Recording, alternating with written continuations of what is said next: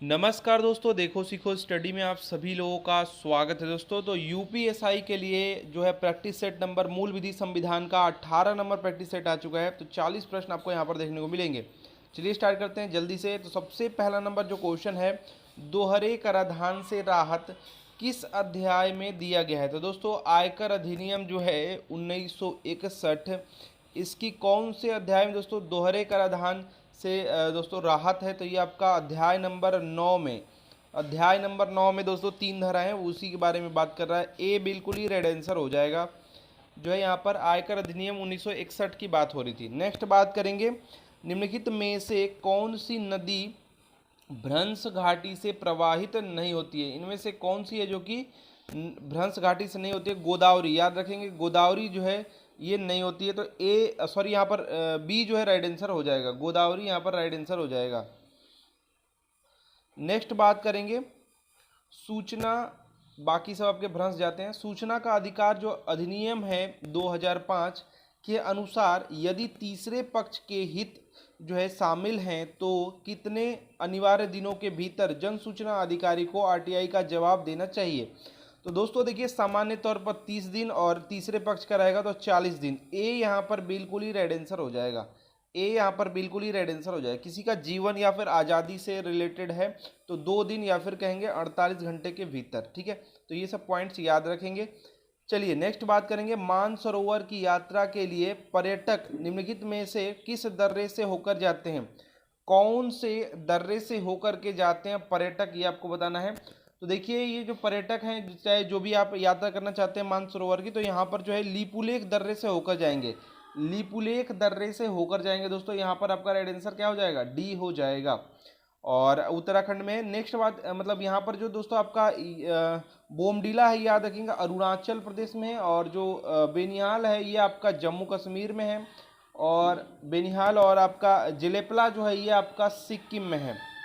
तो ये सब आप याद रखेंगे, लिपुलेख दर्रे से होकर जाते हैं। नेक्स्ट बात करेंगे, एक कौन सा ऐसा मालवेयर है जिसका पता लगाना मुश्किल है अतः उसे हटाना भी मुश्किल होता है। उसे खत्म करने के लिए अपनी हार्ड ड्राइव को दोस्तों साफ करके सब कुछ नए सिरे से इंस्टॉल करना पड़ता है। इस तरह से डिज़ाइन किया गया जिससे जो है जानकारी जुटाने वाला दूसरा मालवेयर आपके कंप्यूटर की आपकी सारी संवेदनशील जानकारी जुटा ले और आपको भनक तक न लगे। तो इसको क्या कहते हैं, रूट किट कहते हैं। याद रखिएगा रूट किट जो है यहाँ पर डी रेड आंसर हो जाएगा। नेक्स्ट बात करेंगे, भारत की सबसे बड़ी जनजाति निम्नलिखित में से कौन सी है। तो दोस्तों भारत की सबसे बड़ी जनजाति जो है वो भील है, दूसरे नंबर पर गोंड आती है। ठीक है, तो याद रखिएगा 2011 की जनगणना के अनुसार यहाँ पर सी रेड आंसर हो जाएगा, भील। नेक्स्ट बात करेंगे, सूचना प्रौद्योगिकी अधिनियम के अधीन काम वासना भड़काने वाले क्रियाकलापों में बालकों को चित्रण करने वाली सामग्री प्रकाशन या फिर पारेषण हेतु दोस्तों कितना यहाँ पर अर्थदंड दिया जा सकता है। तो दोस्तों याद कर लीजिएगा, पहली बार अगर करेंगे, प्रौद्योगिकी अधिनियम 2000 की बात हो रही है, पहली बार करेंगे तो 5 साल का 5 वर्ष का कारावास और 10 लाख का जुर्माना।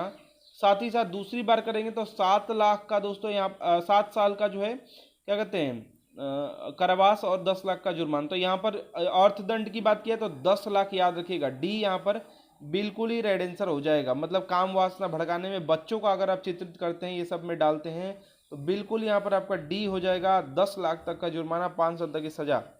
नेक्स्ट बात करेंगे, भारत का राष्ट्रीय जो आदर्श वाक्य है सत्यमेव जयते, ये दोस्तों किस उपनिषद से लिया गया है। जिन लोगों को पता है बताएंगे। सत्यमेव जयते कहाँ से लिया गया है, तो मुंडको उपनिषद जो है इसी से लिया गया है। यहाँ पर अब बी रेड आंसर हो जाएगा, मुंडको उपनिषद।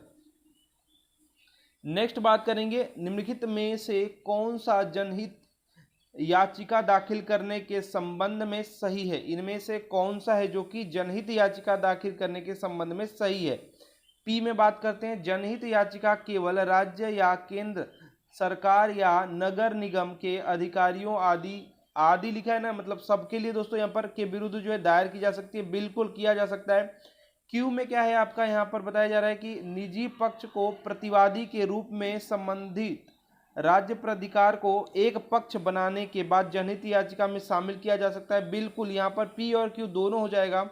तो जनहित याचिका में मतलब ये होता है कि जन का हित होना चाहिए, बस। नेक्स्ट बात करेंगे, यहाँ पर सूची 1 का दोस्तों 2 से आपको मिलान करना है। तो ऋग्वेद का क्या हो जाएगा? ऋग्वेद का आपका हो जाएगा ऐतरेय। ऐतरेय दोस्तों आपका यहाँ पर जो है सी रेड आंसर हो जाएगा। सामवेद का क्या हो जाएगा? पंचविश। सामवेद का पंचविश, यानी कि ए का आपका 3 होना चाहिए, ए का 3 और बी का दोस्तों आपका 4 होना चाहिए। बिल्कुल आपका सी ऑप्शन है, और जो है आपका सी का ए हो जाएगा गोपत, और यहाँ पर आपका यजुर्वेद का क्या हो जाएगा? डी का आपका दोस्तों जो है 2 हो जाएगा, यानी कि शतपथ। तो याद रखिएगा, एग्जाम में आ सकता है ये।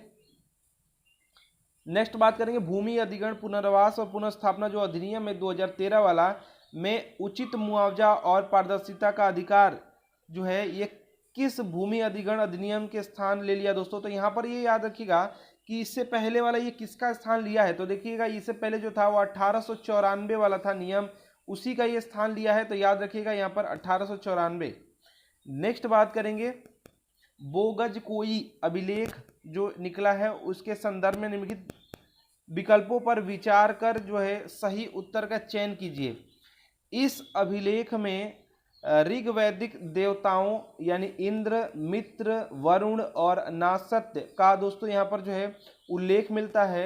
ये सही है कि नहीं? बिल्कुल ये सही हो सकता है, क्योंकि वहाँ पर ये ईरान में दोस्तों लगभग में पाया गया है। तो ये यहाँ पर मिलता है, बिल्कुल उसमें इंद्र जी की है, या फिर मित्र, वरुण, ये सब जो देवता है वैदिक, इनका जो है ऋग्वैदिक देवता है, इनका यहाँ पर उल्लेख मिलता है। दोस्तों बी में क्या है? इससे यह ज्ञात होता है कि वैदिक आर्य जो है यहाँ पर ईरान से होकर भारत आए थे, या फिर कह सकते हैं कि वहां तक बाउंड्री रही होगी। तो बिल्कुल ये दोनों के दोनों सही हो सकते हैं, बिल्कुल यहाँ पर बी रेड आंसर हो सकता है। नेक्स्ट बात करेंगे, आबादी का दोस्तों तात्पर्य क्या है? आबादी की जमीन आप सुने हैं ना? तो दोस्तों जो हमारा जो क्या कहते हैं उत्तर प्रदेश का जो आपका राजस्व भू राजस्व जो कानून है वो आपका 2006 वाला, उसके अनुसार आपको बताना है कि आबादी से तात्पर्य क्या है। किसी ग्राम में ऐसे क्षेत्र से जिसका उपयोग उसके निवासियों के आवास के प्रयोजन हेतु बिल्कुल किया जा सकता है, या फिर उससे रिलेटेड, जैसे कि आपके हरे वृक्ष इत्यादि लगाने के लिए, कुएं खोदने के लिए, मशीन गाड़ने के लिए इत्यादि जो होता है, मतलब उस समय तो कुएं ही चलते थे, तो यहाँ पर इन सभी के लिए दोस्तों प्रयोजन में लाया जा सकता है। तो बिल्कुल यहाँ पर डी रेड आंसर हो जाएगा, उपयुक्त सभी। आप लोग के गाँव में भी आबादी की जमीन होगी, अब वहाँ पर जानते हैं बहुत सारे लोग जो है क्या करते हैं, हड़पने की भी कोशिश करते हैं। नेक्स्ट बात करेंगे, सूची 1 का 2 से आपको मिलान करना है। तो यहाँ पर अगर आप देखेंगे ध्यान से ना, तो भगवान बुद्ध के बारे में यहाँ पर चीज़ें दे रखी है। देखिए, जन्म को कमल से दर्शाते हैं, और गृह त्याग को घोड़े से दर्शाते हैं, और प्रथम वचन जो कहते हैं मतलब सारनाथ वाला, तो इसको धर्मचक्र प्रवर्तन कहते हैं, और इनको जो ज्ञान मिला था उसको बोधि, महाबोधि को बोधि वृक्ष कहते हैं। तो ये जो आपको ऑप्शन में मिलेगा वही सही होगा। तो ए का 3 होना चाहिए, ए का 3 सिर्फ ऑप्शन नंबर एक ही है। देख लीजिए, 3 का मतलब सी का 4 दिख रहा है, डी का आपको 2 दिख रहा है, बिल्कुल एक ही यहाँ पर राइट आंसर है। नेक्स्ट बात करेंगे, निम्नलिखित में से कौन सा कथन सत्य नहीं है? इसमें से कौन सा है जो कि सत्य नहीं है, गलत है? यानी 3 सत्य होंगे, तो 3 सत्य तो कम से कम आपको सीखने को मिलेगा। तो चलिए यहाँ पर देखते हैं कौन सा कथन इसमें सत्य। सबसे पहला नंबर, बलवा करना और दंगा करना भारतीय दंड संहिता यानी आईपीसी की बात कर रही है, आईपीसी की बात कर रहे हैं 1860। बार बार लिखते रहेंगे, याद होता रहेगा। इसकी धारा जो है दोस्तों, देखिए, बलवा 146 में है, बिल्कुल है, और दंगा आपका 159 में बिल्कुल है। तो ये दोस्तों आपका परिभाषित है, बिल्कुल सही है। आपका बी में क्या बता रहा है?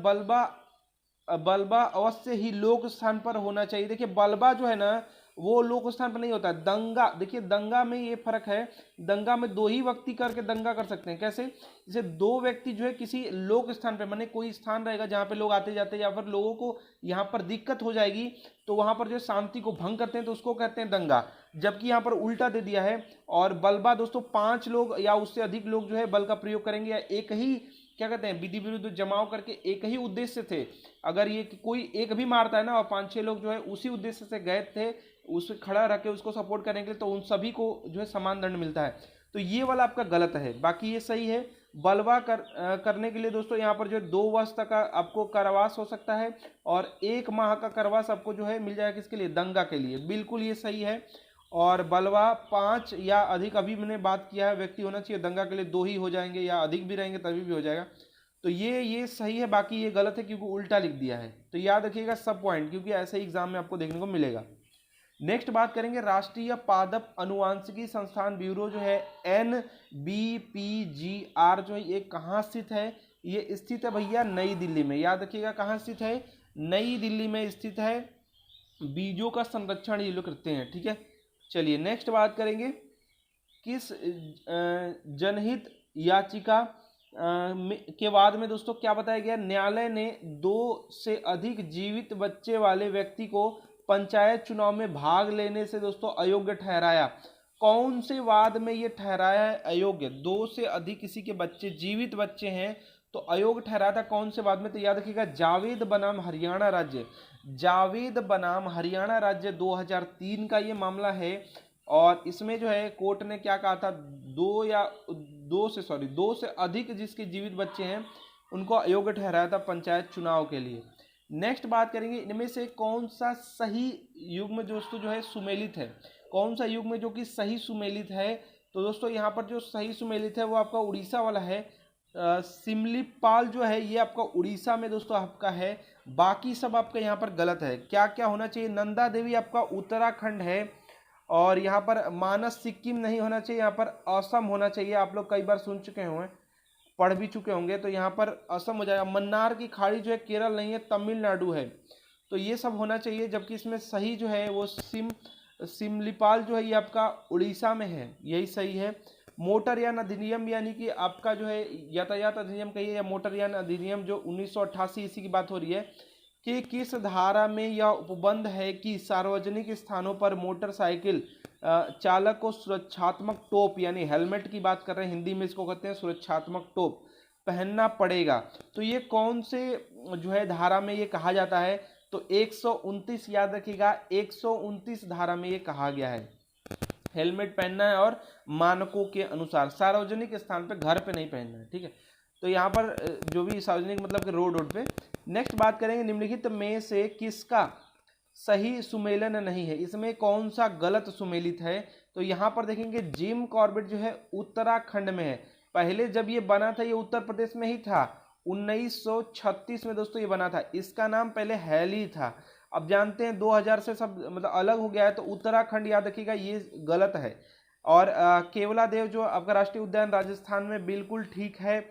आपका जो है गिर वन राष्ट्रीय उद्यान गुजरात, ये भी याद रखिएगा। इंद्रावती राष्ट्रीय उद्यान जो छत्तीसगढ़ में है ये भी सही है। तो ये आपका जो है ये आपका तीनों सही है, उत्तराखंड यहाँ पर होना चाहिए था, यही गलत है, सुमेलन सही नहीं है।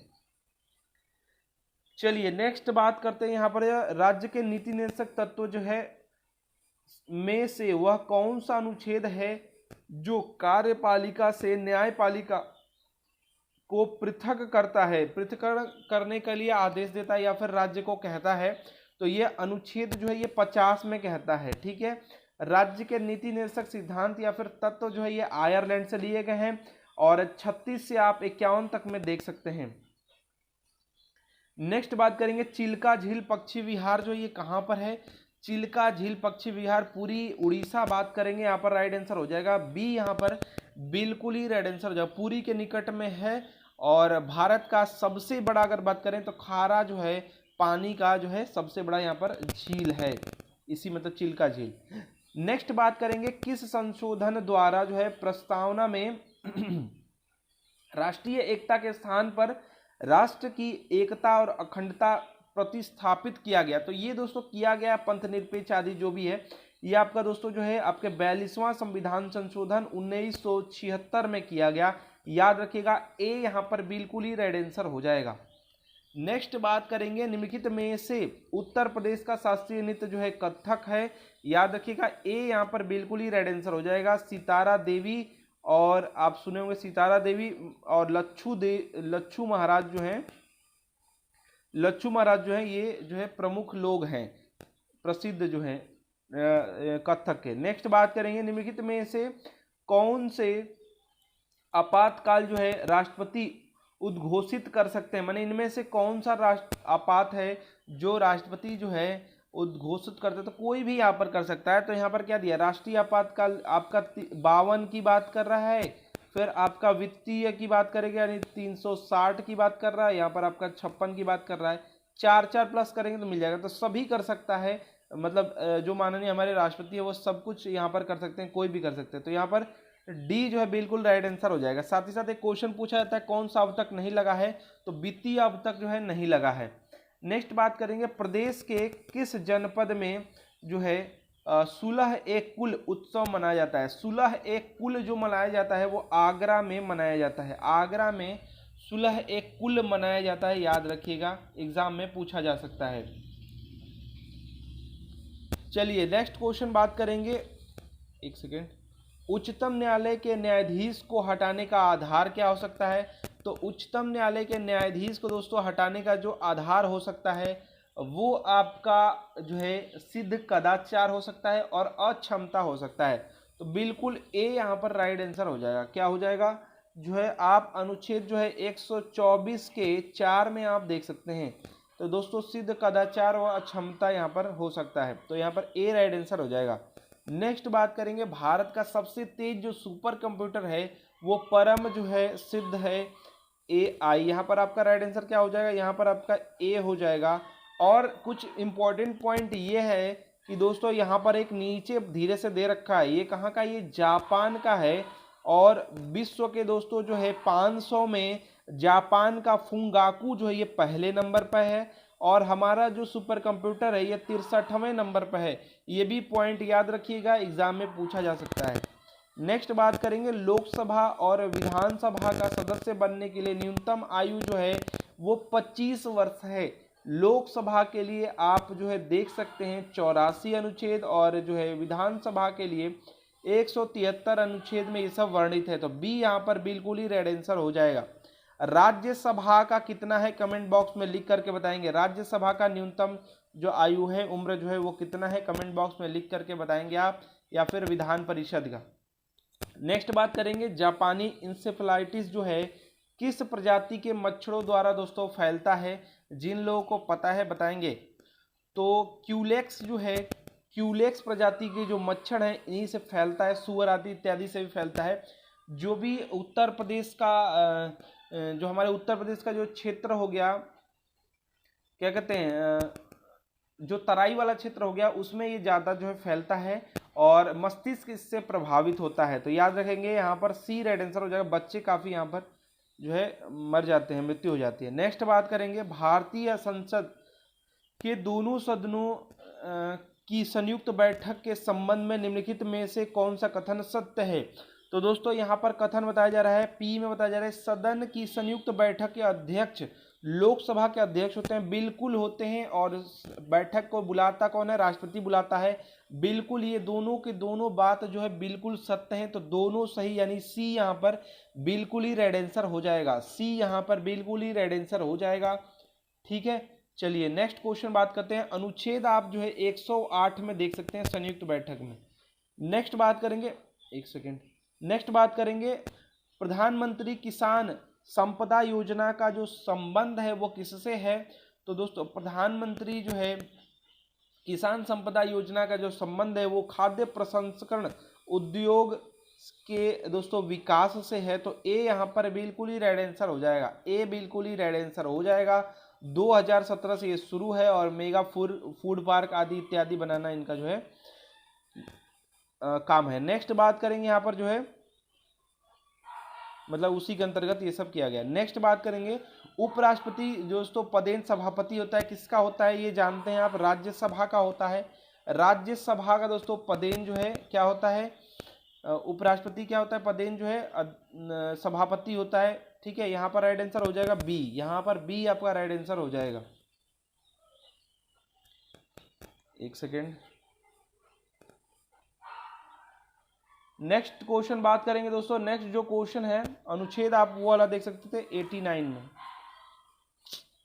89 में अनुच्छेद में दिया है। नेक्स्ट बात करेंगे, बेटी बचाओ बेटी पढ़ाओ योजना का शुरुआत दोस्तों कब हुआ था, तो याद रखेंगे 22 जनवरी, यानी जनवरी आपका देखा है जनवरी 2015, जनवरी 2015 में दोस्तों स्टार्ट हुआ है, हरियाणा से ये स्टार्ट हुआ है। सी यहाँ पर बिल्कुल ही रेड आंसर हो जाएगा। जो भी भ्रूण हत्या या फिर जो है उनका अनुपात, लिंगा अनुपात कम है, इसके लिए हुआ है। नेक्स्ट बात करेंगे, कोई विधेयक धन विधेयक है अथवा नहीं। कोई विधेयक धन विधेयक है या नहीं, ऐसा विवाद होने पर इसका निर्णय कौन करेगा दोस्तों? तो इसका निर्णय जो लोकसभा के अध्यक्ष हैं वो करेंगे। कोई विधेयक जो है धन विधेयक है या फिर नहीं, इसका जब विवाद होगा तो इसका जो है अंतिम निर्णय किसका होगा? 110 जो है अनुच्छेद में आप जो है देख सकते हैं। यहां पर आपका राइट आंसर क्या हो जाएगा? लोकसभा अध्यक्ष। नेक्स्ट बात करेंगे, स्वदेश दर्शन योजना के अंतर्गत जुलाई 2019 तक कितने पर्यटन परिपथ की पहचान की गई? तो 15 दोस्तों शुरू हुआ है और 2015 जनवरी जो है जनवरी 2015 से शुरू हुआ है, 2019 तक में 15 जो है स्थल जो है यहाँ पर मिले हैं। तो यहाँ पर आपका राइट आंसर हो जाएगा ए, परिपथ। नेक्स्ट बात करेंगे, भारत में मतदाता जो मतदान है करने की दोस्तों जो आयु है क्या निर्धारित? तो जानते हैं कि ये दोस्तों 18 वर्ष निर्धारित है, ये तो सभी लोग जानते हैं, लेकिन संविधान संशोधन इससे रिलेटेड है, बहुत ही इंपॉर्टेंट। यहाँ पर आपका बी राइट आंसर हो जाएगा 61वां संविधान संशोधन। याद रखिएगा 61वां संविधान संशोधन 1988 से दोस्तों क्या हुआ कि पहले 21 वर्ष था जो है वोट देने का, तो अब क्या हो गया, अब 18, मतलब इसके तहत जो है 61वां संविधान संशोधन 1988 के तहत 18 वर्ष कर दिया गया। ये भी पॉइंट याद रखिएगा, एग्जाम में जरूर आएगा। नेक्स्ट बात करेंगे, निम्नलिखित में से जो है आरबीआई द्वारा साख नियंत्रण के लिए अपनाया गया मात्रात्मक तरीका नहीं है। कौन सा मात्रात्मक तरीका नहीं है? तो देख रहे हैं यहाँ पर चयनात्मक प्रवाह जो है ये क्या है? गुणात्मक जो है तरीका है। क्या है? गुणात्मक तरीका है। तो यही मात्रात्मक तरीका नहीं है। यहाँ पर ये मात्रात्मक तरीके हैं तीनों, खुले बाजार की क्रियाएं, तरलता समायोजन विधि और बैंक दर, ये सब मात्रात्मक है। ये चयनात्मक जो है ये आपका गुणात्मक हो जाएगा। तो आपका राइट आंसर डी हो जाएगा। नेक्स्ट बात करेंगे, निम्नलिखित में से कौन राज्य सूची का विषय है? राज्य सूची में भूमि भवन जो कर है ये राज्य सूची के अंतर्गत आता है, तो बिल्कुल यहाँ पर डी राइट आंसर हो जाएगा। आप जो है अनुसूची देख सकते हैं, आपका जो है 7 में ये सब बताया गया है। और यहाँ पर ये तीनों जो है मतलब श्रमिक संघ, औद्योगिक एवं जो है श्रमिक विवाद और रोजगार, और जो आपका बेरोजगारी हो गया, जो जनसंख्या नियंत्रण और परिवार नियोजन, ये सभी जो है समवर्ती सूची के हैं। समवर्ती सूची के अंतर्गत ये सब आते हैं। तो यहाँ पर राज्य सूची की बात किया तो यहाँ पर आपका राइट आंसर डी हो जाएगा। एक सेकंड, नेक्स्ट बात करेंगे रेपो दर। रेपो रेट दोस्तों जो होता है ये क्या होता है? तो रेपो रेट ये होता है भैया कि आरबीआई जो है जब बैंकों को देता है ऋण, तो दोस्तों यहाँ पर जो है रेपो रेट के हिसाब से देता है, उसी को रेपो रेट कहते हैं। तो ए राइट आंसर हो जाएगा। रिवर्स रेपो रेट जब बैंक जो है अपना पैसा आरबीआई को देते हैं तब यहाँ पर रिवर्स हो जाता है। तो यहाँ पर ए राइट आंसर हो जाएगा, याद रखिएगा। तो देखिए दोस्तों ये आपके लगभग में 40 क्वेश्चन थे और 18 नंबर ये प्रैक्टिस सेट था। आशा करते हैं कि आपको ये प्रैक्टिस सेट पसंद आया होगा। अधिक से अधिक वीडियो को लाइक कीजिए, शेयर कीजिए और ऐसे ही प्रैक्टिस सेट हमारे साथ सॉल्व करने के लिए इस चैनल को सब्सक्राइब करके बेल आइकन को ऑन कर दीजिए। हमारा वीडियो देखने के लिए आप सभी लोगों का बहुत बहुत धन्यवाद। Like and share.